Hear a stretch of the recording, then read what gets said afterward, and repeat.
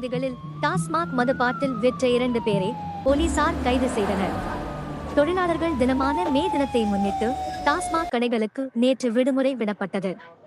டாஸ்மாக் மதுபாட்டில்களை முன்கூட்டியே வாங்கி கூடுதல் விலைக்கு விற்பனை செய்து வருவது குறித்து திண்டிவனம் டிஎஸ்பி தனிப்படை போலீசாருக்கு தகவல் கிடைத்தது.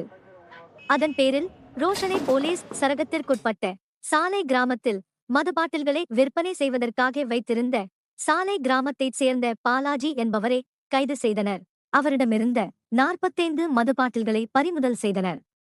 இதேபோல் வெள்ளிமேடுபேட்டை புளியந்தோப்பு தெருவை சேர்ந்த சுரேஷ் என்பவர் வீட்டில் விற்பனைக்காக பதுக்கி வைத்திருந்த 47 டாஸ்மாக் மதுபாட்டில்களை பறிமுதல் செய்து சுரேஷை கைது செய்தனர். மேலும் செய்திகளுக்கு திண்டிவனம் செய்திகள் சேனலை சப்ஸ்கிரைப் பண்ணுங்க.